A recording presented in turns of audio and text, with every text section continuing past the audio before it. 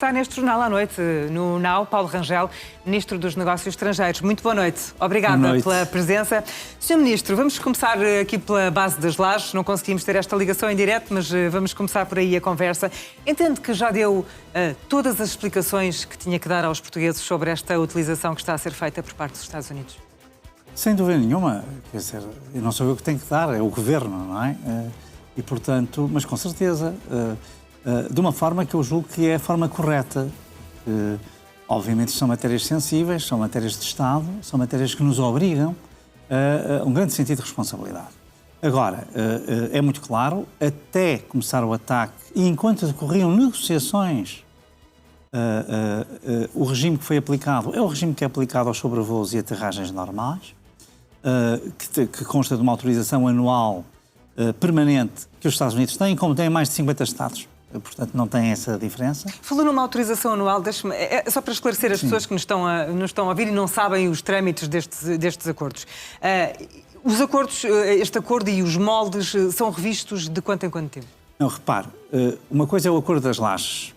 Tudo aquilo que se passou até sexta-feira não depende exatamente do acordo das lajes. Depende das autorizações de sobrevoo e escala, ou se quiser, aterragem em Portugal, que é o Decreto-Lei 2017. Foi esse que foi invocado pelos Estados Unidos, foi esse que foi aplicado pelo Governo, aliás, em linha com os anteriores governos, que sempre o fizeram dessa maneira, em circunstâncias análogas ou, pelo menos, parecidas com esta. Portanto, isso para dizer que até aí a questão não se punha sob o ponto de vista de uma autorização prévia, eram chamadas autorizações tácitas, que nem sempre são tácitas, muitas vezes são também expressas, mas em que os Estados Unidos comunicam que vão fazer este voo com estas características, partindo daqui e chegando ali, portanto, ponto de partida e ponto de destino. Enfim, se tiver algum material, pode acontecer, militar, perigoso, aí o prazo não é 24 horas, é um prazo maior e obriga, enfim, a uma autorização, enfim, que tem que examinar o pedido com outro cuidado, mas, enfim, foi dentro disso. Porquê? Porque não havia nenhum ataque, nem nenhuma operação militar em curso. E, para além disso, havia negociações em curso. Este é um ponto que eu estou sempre a insistir, porque as pessoas diziam, mas porquê é que Portugal não diz agora se vai autorizar, se não vai? Mas estávamos com negociações em curso em Genebra, mediadas pelo Oman, nomeadamente pelos ministros estrangeiros da Oman, e evidentemente que isso não faria sentido. A partir do momento em que os Estados Unidos nos notificam de que poderiam, não dizendo quando, fazer uma operação dessas e, portanto, ter de, eventualmente, necessitar de uma autorização prévia, portanto, fizeram corretamente, veja bem, portanto, quando passaram para um outro patamar, imediatamente nos notificaram para isso.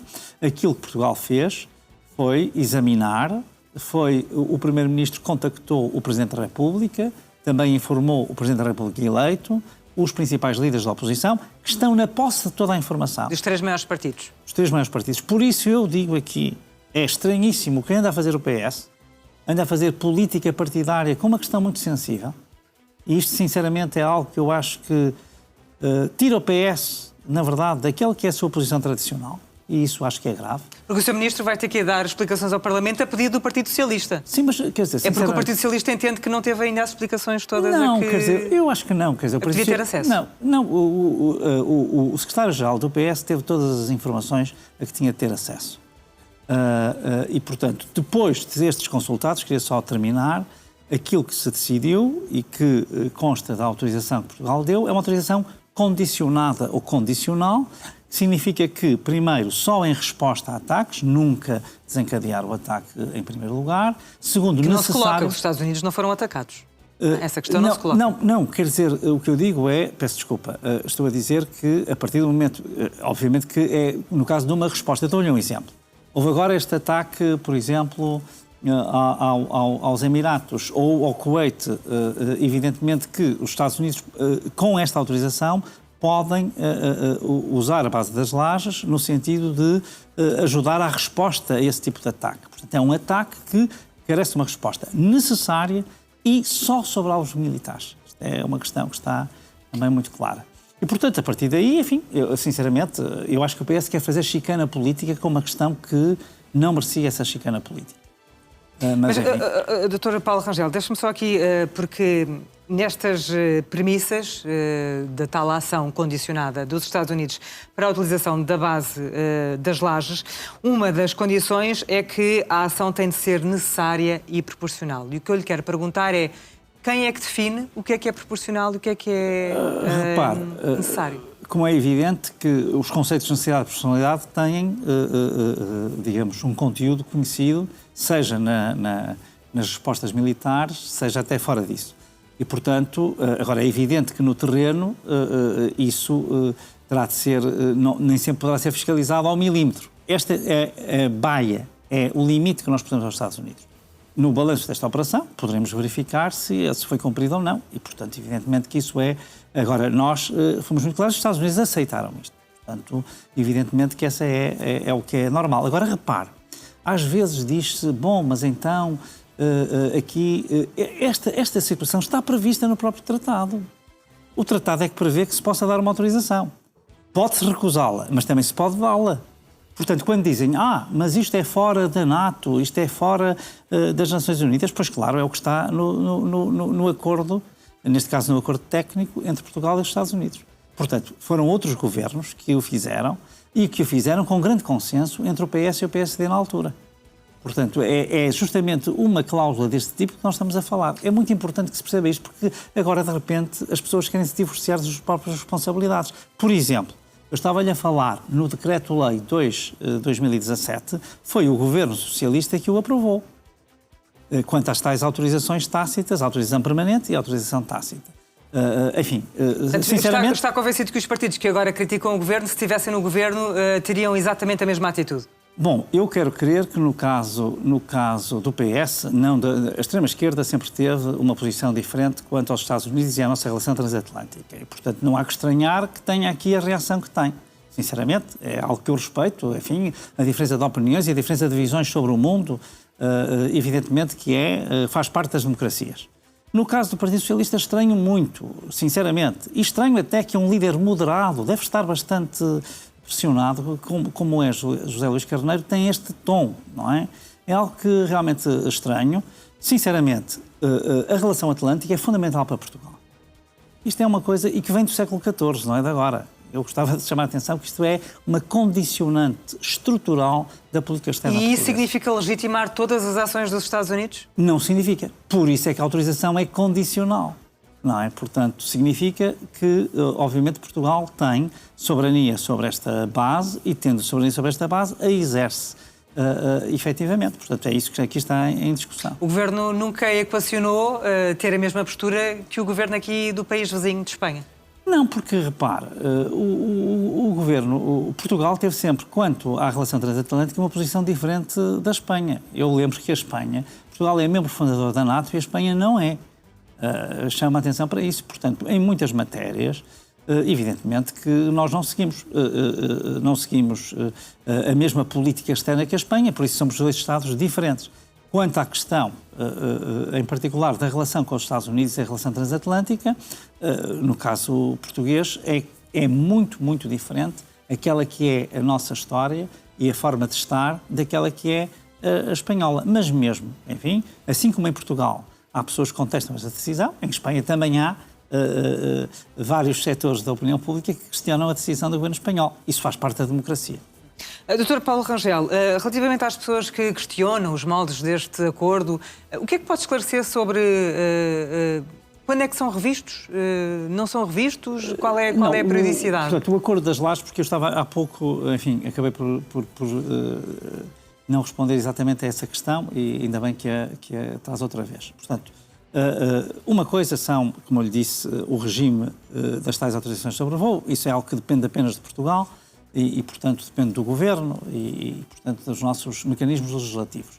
No acordo das lajes, ele foi revisto em 1995. Havia uma versão de 51, foi revista em 95. Neste momento ninguém vê necessidade de o rever e, portanto, obviamente isso implicaria um processo de negociação entre as duas partes. E Portugal não vê qualquer necessidade de rever esse acordo? O governo português não vê. E, portanto, pelo contrário, acha que ele prevê as várias hipóteses e dá latitude para a tomada de decisões diferentes seja decisões de aceitação ou de autorização, decisões de recusa ou decisões de autorização com determinadas condições.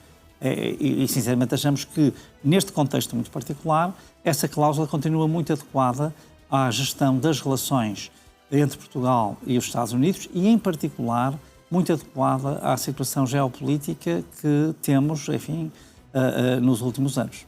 Enquanto Ministro dos Negócios Estrangeiros, não vê esta ação dos Estados Unidos e de Israel como ilegítima, como uma vez que não tem um aval das Nações Unidas? Bom, repare, o governo português disse sempre que esta questão devia ser resolvida por negociações.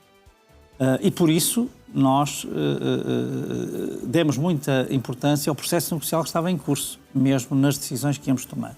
A ponto de eu mesmo ter reunido com o Ministro do Oman, o meu homólogo omanita,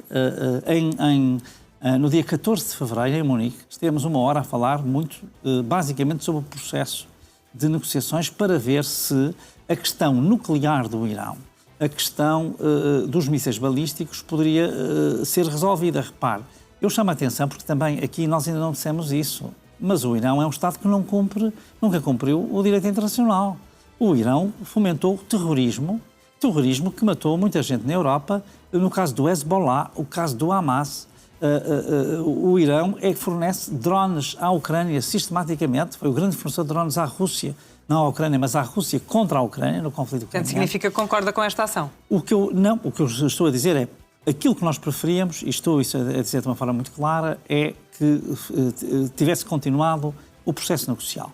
Ele não continuou e nós, aquilo que fazemos juntamente com os nossos parceiros europeus, nós não estamos sozinhos. A nossa posição tem parecenças com a França, com a Alemanha, com a Itália, com os Estados Unidos, com a Grécia, com os Estados Unidos, com o Reino Unido, com a Grécia. Portanto, nós não estamos de maneira nenhuma isolados. A visão que nós temos desta questão é a visão que é largamente maioritária entre os nossos parceiros europeus. Já para não falar do Canadá ou da Austrália, que têm até posições diferentes das nossas, essas de total apoio aos Estados Unidos. Mas nós, efetivamente, temos esta posição de que privilegiaríamos sempre as negociações e, por isso, para nós, queria deixar isto muito claro, é muito importante que haja contenção. Era ótimo que houvesse cessação das hostilidades e, se assim fosse, se retomasse um processo negocial, porque isso seria, para toda a situação geopolítica, sem dúvida, aquilo que era o melhor. Portanto, esta é a nossa posição. Antes de falar dos portugueses que estão na região do Médio Oriente, só para fechar aqui este capítulo relativamente àquilo que vai dizer ao Parlamento, porque foi chamada a pedido do Partido Socialista, não deverá acrescentar nada relativamente àquilo que já disse. Viabilizado por todos, não é? Portanto, sim, com certeza, até porque, sinceramente, eu acho que isto é apenas um número político. Repara, o Partido Socialista fez uma coisa que foi, marcou uma conferência de imprensa para quinta-feira que depois resolveu, se evaporou, ninguém sabe porquê, desapareceu. Depois faz este pedido. Agora faz declarações sistemáticas, está sempre a dizer que é preciso explicar isto, explicar aquilo, enfim, a forma como eu pus aqui a questão e como já tinha Não vê outro lá, objetivo que não seja aproveitamento político?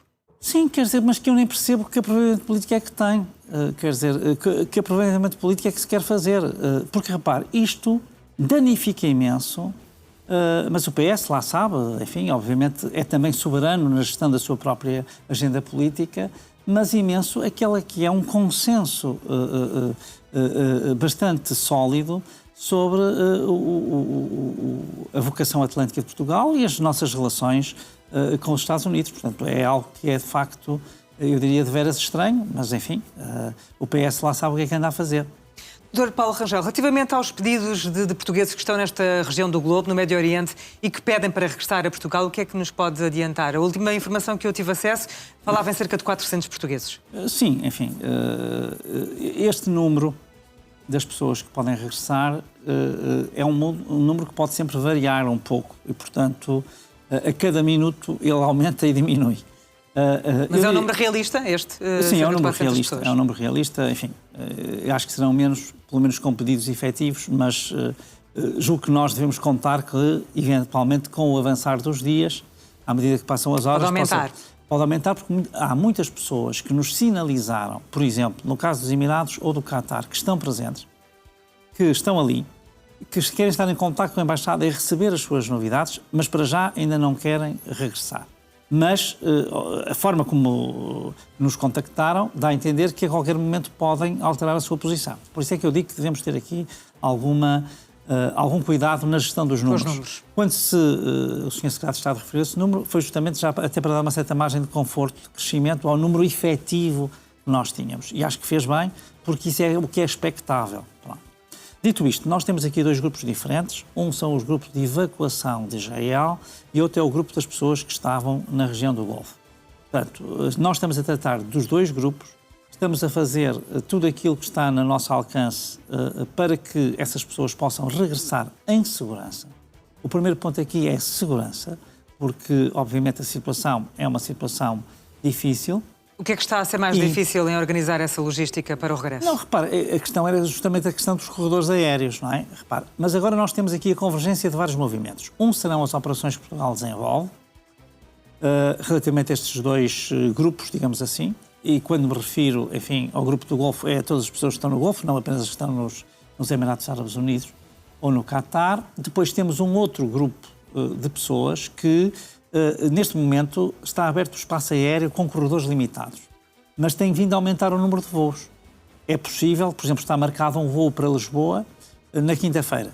Se este voo operar, como tudo aponta que poderá operar, porque está nos mais prioritários, com certeza que alguns portugueses virão também nesse voo. Ou seja, e, portanto, virão pela via normal. Aqueles que vão regressar vão sempre regressar através de voos comerciais, não está previsto qualquer voo militar? Enfim, eu não vou adiantar, se quer que lhe diga, eu não queria mesmo adiantar mais sobre as características dos voos. Aliás, outra coisa que me chocou imenso no PS, e vinda especialmente do Secretário-Geral, devo dizer, me chocou imenso, porque disse que tínhamos que explicar... Bom, ninguém vai explicar os planos de regresso, de evacuação e de regresso, porque são coisas diferentes. Ninguém vai explicar isso sob pena, numa altura em que nós estamos com algumas ameaças de segurança. Portanto, enfim, isto realmente às vezes não sei, julgo que se fala só por falar, para fazer barulho ou para aparecer na televisão, não sei. Porque são coisas muito sérias, estamos a falar na vida das pessoas, estamos a falar nas suas famílias que aqui estão muito inquietas e que nos merecem todo o respeito. As pessoas estão obviamente nervosas e preocupadas, embora nós façamos sempre um apelo à calma e estamos a tratar deste assunto. E há pessoas a dizer que não têm informações por parte das embaixadas e consulados. Isso eu sinceramente acho que essa notícia não tem fundamento, pelo menos globalmente, porque efetivamente há sempre um caso ou outro de alguém que tenta contactar e naquele momento não consegue. Mas o mecanismo que nós temos permite sempre devolver essa chamada às pessoas, mesmo que elas não sejam atendidas logo nesse momento. E nós devemos dizer aí que confirmações que nós temos apontam para os 100% de contacto dessas pessoas. Portanto, assegura que nenhum português nesta região fica sem resposta? Sim, quer dizer, não posso garantir a 1000%, mas posso garantir que a nossa taxa de cobertura é mesmo de 100% quanto às pessoas que nos contactaram ou que nos tentaram contactar e não conseguiram no primeiro momento. Agora, evidentemente que as pessoas, o que acontece? Muitas vezes estão num grupo do WhatsApp em que recebem informação e depois ficam 2, 3, 4 horas sem informação. As pessoas ficam um pouco mais, ficam preocupadas, mas obviamente que nós estamos a gerir esta possibilidade de regresso e, como digo, vai somar-se a isto. Por um lado, umas pessoas que saíram pelo seu próprio pé, por exemplo, foram em viatura que encontraram, no sentido que alugaram ou à qual se juntaram para Riad e daí fizeram voos, por exemplo, para Casablanca ou para a Europa e, entretanto, já vieram para Portugal, apesar de tudo ser um número reduzido. Temos as pessoas que virão em voo comercial, porque vão sendo chamadas pelas autoridades dos Emirados. E há para já um voo confirmado no próximo sábado? Eu penso que há, sim, há esse confirmado, isto é, o voo está previsto e, em princípio, haverá, porque está a haver, de facto, maior fluxo de voos. Todos os dias são mais do que eram no dia anterior, por hora. Portanto, já estamos a falar de alguns por hora e não apenas de, imagino, como foi na primeira vez, que eram 3 num dia só. Agora, portanto, também há voos comerciais em que as pessoas vão ser chamadas. Portanto, eu julgo que com um mix de várias alternativas nós conseguiremos fazer regressar todos aqueles que querem regressar. Sr. Ministro... Deixe-me só dizer uma coisa. Eu falei hoje com o Ministro dos Emirados,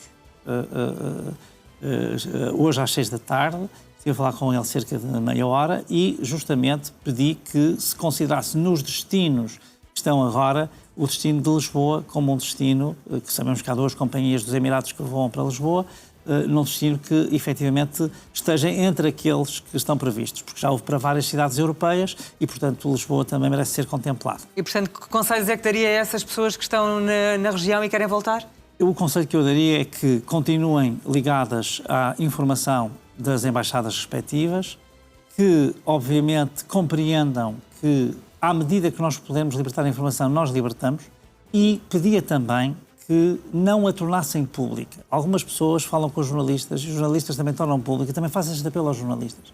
Neste momento, mantermos as operações de regresso com alguma descrição é a melhor forma de nós garantirmos que haverá sucesso nessas operações. E, portanto, eu sei que as pessoas falam com as famílias, etc., e depois as pessoas querem contar, é normal, é humano, é porventura até em alguns casos absolutamente inescapável, mas se nós podemos manter alguma descrição, isso ajudará a que tenhamos sucesso nestas missões. Isso significa que há ameaças reais de segurança? Sim, evidentemente, se há guerra há sempre ameaças, não é? Portanto, evidentemente que nós temos que ter todo o cuidado.